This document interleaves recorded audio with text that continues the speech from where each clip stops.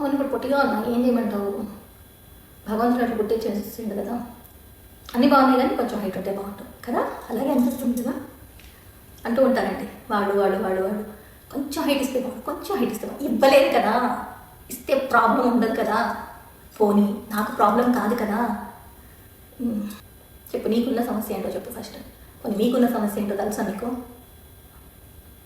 మాట అంటారు చూడండి, పొట్టి అని చెప్పి, అదే పెద్ద సమస్య. ఏం నష్టం మీకు? ఏం నష్టం అంటున్నా, ఏం నష్టం?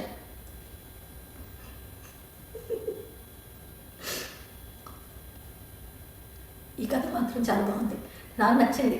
ఉన్నదాని గురించి ఆలోచించకుండా ఏది లేదో దాని గురించి, అంటే ఎదుటి వాళ్ళని ఏదో రకంగా చిన్న చేయాలన్నమాట. ఇది లేదు, ఇది ఉంటే బాగుండు, ఇలా అంటే ఎదుటి వాళ్ళు చిన్నగా అయిపోతారు కదా. అది మీకు కూడా చెప్పనా కదా, చాలా బాగుంటుంది. అయితే ఈ కథ విన్న తర్వాత మాత్రం ఖచ్చితంగా అలా అనేవాళ్ళు మాత్రం మారండి ప్లీజ్, ఖచ్చితంగా మారండి. ఎందుకంటే ఎంతమందిని హర్ట్ చేస్తాయి తెలుసా ఇలాంటి మాటలు. మీకు తెలుసా అసలు నలుపు తెలుపు పొట్టి పొడుగు లావు సన్నం ఏమొస్తుంది? సున్నం ఓడికి రాయాలి అంతే. అంటే నేను చెప్తూ ఉంటాను, ఏదైనా సరే మనం అందరం చేయాల్సింది మాత్రం ఒకే ప్లేస్. అంటే ఒక్కొక్కసారి ఒక్కొక్కళ్ళు ఒక్కొక్క, అంటే వాళ్ళ పద్ధతుల ప్రకారం ఏం చేస్తారో నాకు పక్కన పెట్టిన అందరం అయ్యేది మాత్రం బూడిదే. అంతే అంతే అంతే అంతే. అది తెలిస్తే లేదు చింతే. నమస్తే, వెల్కమ్ టు ప్రణతి మనసు పలికే. ఎలా ఉన్నారు? బాగున్నారా? పలుకే బంగారం, మాటే మంత్రం. మాట మంత్రంగా పనిచేస్తుంది. పలుకు బంగారంలా దాచుకుంటే అవసరమైనప్పుడు ఖచ్చితంగా ఉపయోగపడుతుంది. మనకే కాదు, ఎదుటి వాళ్ళకి కూడా. సరే మరి, పలుకు బంగారాల్ని, అదే మాట మంత్రాల్ని, పలుకే బంగారాన్ని, మాటే మంత్రాన్ని అస్సలు మిస్ అవ్వకండి ప్రణతి మనసు పలికేలో. మరి ఫస్ట్ టైం నా వీడియో చూస్తున్నారా? అయితే ఆలస్యం చేయకుండా సబ్స్క్రైబ్ చేసేయండి. మంచి వీడియోస్ చేస్తాను, నలుగురికి ఉపయోగపడే వీడియోస్ చేస్తాను, అండ్ మంచిని ముందుకు తీసుకెళ్లే వీడియోస్ చేస్తాను. అందులో మరో నలుగురు భాగం పంచుకుంటే నేను ఆనందిస్తాను. అరే భలే ఉంది కదా. మరి సబ్స్క్రైబ్ చేసేయండి, లైక్ కమెంట్ షేర్ అసలు మర్చిపోవద్దు. నచ్చితే షేర్ చేయండి.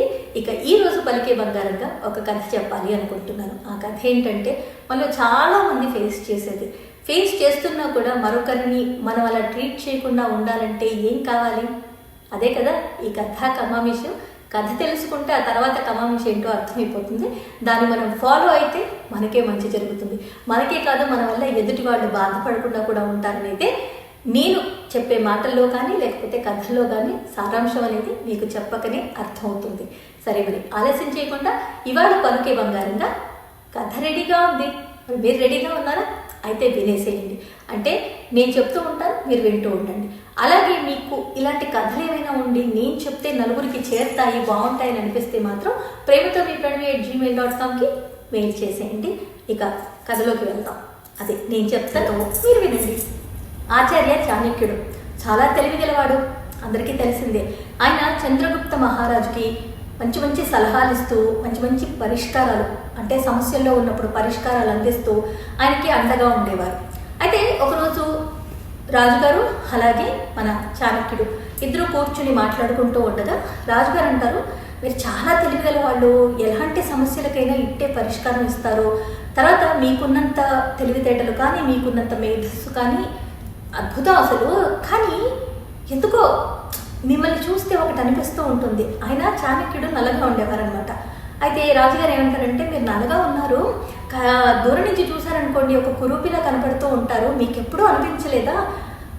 మీకున్న తెలివితేటలకి మీకున్న మేధస్సుకి కొంచెం అందం జత అయ్యింటే అసలు ఎంత బాగుండేది, ఎక్కడో ఉండేవాళ్ళు కదా, అది అందం ఉంటే బాగుండేదేమో అన్నట్టుగా ఆయనతో అంటారనమాట.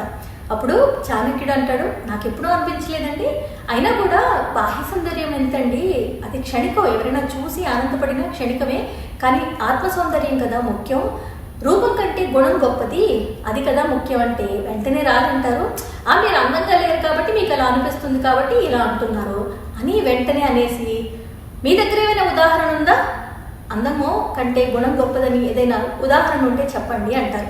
అప్పుడు ఆచార్య చాణక్యుడు ఒక చిన్న ఉదాహరణగా, తెలియగలవాళ్ళు కదా ఎలాగైనా నిరూపించేస్తారు కదా, నిరూపించడానికి 2 గ్లాసుల్లో మంచినీళ్ళు తీసుకొని రమ్మని చెప్తారు. రాజుగారిని తాగమని చెప్తారు. ఎందులో నీళ్లు బాగున్నాయని అడుగుతారు. ఆ 2 గ్లాసులు ఏంటంటే ఒకటి బంగారం, మరొకటి మట్టి గ్లాసు. ఆ 2 తాగిన రాజు మట్టి గ్లాసులోని నీళ్లు చాలా రుచికరంగా ఉన్నాయని చెప్తారు.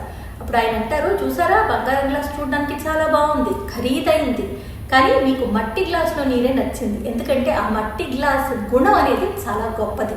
చల్లగా ఉన్నాయి నీళ్లు, చక్కటి ఒక మంచి టేస్ట్ ఉంటుంది కదా కుండలో నీళ్లు, కుండ అంటే మట్టి గ్లాసు నీళ్లు. అవి ఎలాగో రాజుగారికి అవే నచ్చాయి. అప్పుడు చెప్తారనమాట, అందము ఖరీదున్నది కూడా మీకు ఆనందాన్ని ఇవ్వలేదు, కానీ గుణం ఉన్నది మాత్రం మీకు ఆనందాన్ని తృప్తిని ఇచ్చింది. మరి ఇంతకంటే ఉదాహరణ కావాలా అని అంటారు ఆయన. ఇంత మంచి కథ కదా. మనలో చాలా మందికి తెలిసిందే, రూపం కంటే గుణం గొప్పదని, బాహ్య సౌందర్యం కంటే అంతర్ సౌందర్యానికే మనం ఎక్కువ విలువ ఇవ్వాలని. కానీ ఏం చేస్తామంటే ఎవరినైనా చూడంగానే ముందు లోపాన్ని వెతకటానికే ఇష్టపడతాం. వాళ్ళు ఎంత తెలివిగల వాళ్ళు కానివ్వండి, నీకు హైట్ లేదని నువ్వు నల్లగా ఉన్నావు, నువ్వు ఎక్కువ తెల్లగా ఉన్నావు అని చెప్పేసి, లేకపోతే లావయ్యావని, లేకపోతే మరీ సన్నబడ్డావని, లేకపోతే ముక్కొంకరని, ముక్కు చక్కగా లేదని, కళ్ళు కొంచెం పెద్దగా ఉంటే బాగుండేవని, ఆ లోపాలన్నింటినీ పక్కన పెట్టి అసలు ఆ మనిషి ఎలాంటి వాళ్ళు, మనిషిలో ఏం గుణాలు ఉన్నాయి, ఏ గుణాల వల్ల అతను గుర్తింపు పొందొచ్చు. ఒకవేళ మనకి ఎదుటి వాళ్ళల్లో ఏదైనా ఒక లక్షణం బాగుండి వాళ్ళకి తెలియక, వాళ్ళలో ఒక యూనిక్నెస్ ఉంది, వాళ్ళ టాలెంట్ వాళ్ళకి తెలియనప్పుడు వాళ్ళని ఆ విషయం చెప్పి ప్రోత్సహించడం అనేది నిజంగా చాలా గొప్ప గుణం. అంతేగాని ఎదుటి వాళ్ళని లోపాలని వేలెత్తి చూపించడం ఎంతసేపు చాలా తేలిగ్గా చూపించవచ్చు. కానీ అదే మన లోపాలను ఎవరైనా చెప్తే మనం ఒప్పుకొని చూడండి, అది కష్టం. ఇక పొట్టి పొడవు అందం గురించి అంటారా, ఎవరు శాశ్వతం, ఏది శాశ్వతం? ప్రాణమే శాశ్వతం కానప్పుడు ఇక మిగతావన్నీ అంతే. వాటిని పట్టించుకునే వాళ్ళ ఆలోచన తీరు కూడా అంతే అని అనుకోవాలి. కథ బాగుంది కాబట్టి నచ్చితే ఎవరైనా ఇలా వేలెత్తి చూపించే వాళ్ళు ఉంటారు, మాటకు ముందు ప్రతి దానికి వాళ్ళకి షేర్ చేయండి. వాళ్ళే మూట కట్టుకొని వెళ్ళరు, వాళ్ళకి తెలుసు. కానీ ఆ క్షణిక ఆవేశం లేకపోతే క్షణికానందం ఉంటుంది చూడండి మనుషులకి, అది అది అది పోతే బాగుండు అని అనిపిస్తుంది, కానీ అది పోదు. ఎందుకంటే వాళ్ళంతే. మారాలి అని అనుకుంటే మార్పు మన నుంచి మొదలవ్వాలన్నది మనం ఆలోచించుకొని, మనలో కూడా ఇలాంటివి ఏమైనా ఉన్నాయా, మనం ఎదుటి వాళ్ళని వేలెత్తి చూపిస్తున్నావా, ఎదుటి వాళ్ళని ఏమైనా అంటున్నావా అని ఆలోచించేసి మనకి మనం మారదాం. ముందు మనకి మనం మారితే, మార్పు మన నుంచి మొదలైతే ఖచ్చితంగా ఇంకోళ్ళు మారాలి అన్న ఆలోచన కూడా మనలో అందరికీ వస్తుంది అనేది సత్యం కదా. నాకు అనిపించే ఈ మాటే మంత్రం కానీ పలికే బంగారం కానీ చేస్తున్నాను. తప్పకుండా ఒక్కళ్ళలోనైనా మార్పు రాదా అన్న ఆశ మాత్రం నాలో ఉంది. అలాగే నేను కూడా ప్రతిరోజు కొత్త కొత్త పాఠాలు నేర్చుకోవడానికి ఇలా అవకాశం కూడా దొరుకుతుంది. సరే, మరి మళ్ళీ వచ్చే వారం కలుస్తాను మంచి కథతో, మంచి మాటతో. మీ దగ్గర కూడా ఇలాంటి కథలు ఏవైనా నేను చెప్తే బాగుండు అని అనిపిస్తే మాత్రం premito@gmail.comకి పంపించండి. మళ్ళీ కలుద్దాం మరో వీడియోలో. అందరూ బాగుండాలి, అందులో నేను ఉండాలి. నవ్వుతూ ఉండండి, ఎదుటి వాళ్ళ చిరునవ్వుకి మీరు కారణం అవ్వండి. కిక్కే వేరుగా ఉంటుంది, నమ్మండి. సరేనా? మరి ఉంటాను. God bless you all. Stay blessed. ప్రేమతో మీ ప్రణతి.